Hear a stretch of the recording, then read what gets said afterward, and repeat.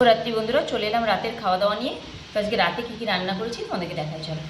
ভাত একদম ধোয়া ওঠা গরম ভাত,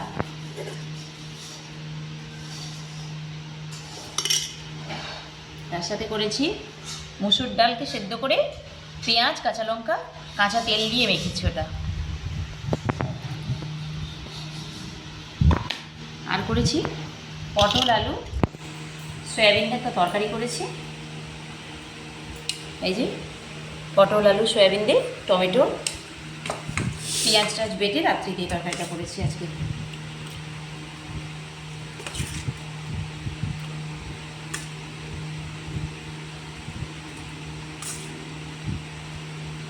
এটা খুব বেশি ঝোল করিনি, একটু কষা কষা ধরনেরই করেছি।